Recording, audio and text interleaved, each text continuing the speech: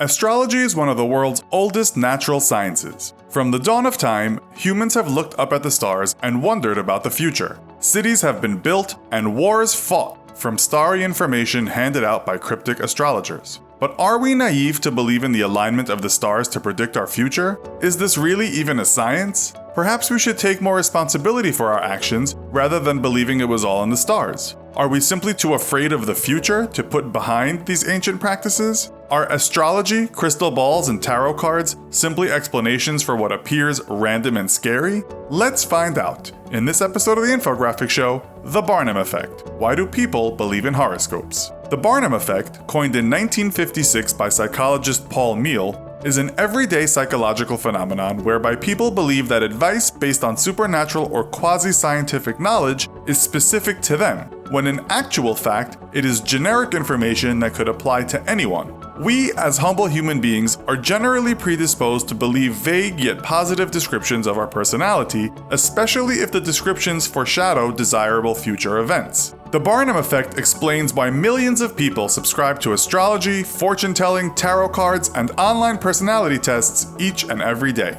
The term Barnum Effect comes from the "a sucker is born every minute" phrase, widely attributed to the American showman P.T. Barnum.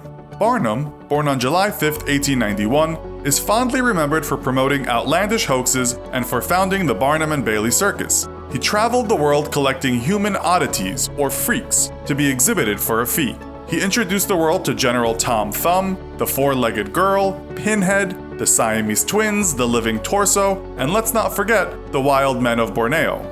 Barnum, who was also an author, publisher, and philanthropist, may not have been responsible for the "sucker born every minute" phrase at all. In fact, it is unlikely that a businessman as successful as Barnum would actually mutter such words. Why would he publicly insult his client base? It is more plausible that the actual sucker quote came from rival businessman David Hannum, who had been one-upped by Barnum in exhibiting a fake giant in New York. Hannum was in possession of a model of a fake giant that Barnum wanted to buy from him to exhibit. Hannum wouldn't sell the fake giant, and Barnum went on to build his own fake that he exhibited with great success. Hannum was probably referring to Barnum's business model of aggressively promoting and displaying hoaxes, including the fake giant scam, when he uttered the sentence, "a sucker is born every minute."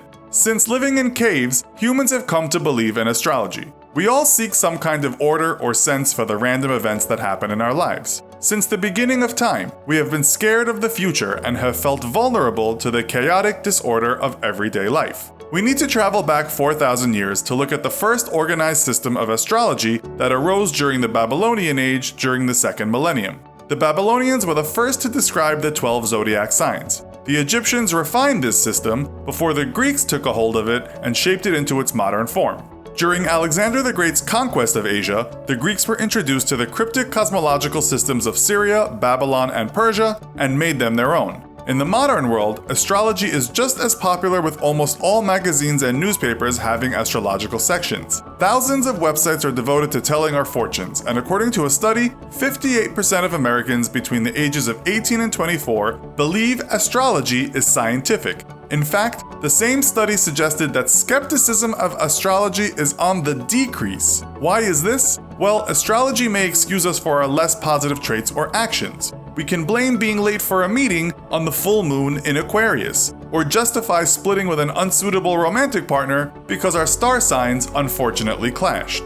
Horoscopes are convenient, everyday distractions that make us feel good about the world around us. Let's take a look at personality descriptions of one of the star signs at random. Say, Capricorn. Capricorn women have a cool, standoffish charm, elegant and glacial. They may seem unapproachable. Actually, this is a mask to hide their vulnerability. Here are the first group of adjectives: standoffish, elegant, unapproachable, and glacial are the types of words one might use to describe a movie star or model. And who doesn't want to be described as a movie star? The description goes on to explain, actually, this is a mask to hide their vulnerability. So what is happening here? The description does a complete 180 and discredits what it has already told us, leaving us confused in the mix and in a position to cherry pick those attributes we would rather have. The description moves on to, Capricorns are afraid of losing face. Well, who really isn't afraid of losing face? They fear criticism. Again, who out there actually enjoys being criticized? And concludes with the totally generic,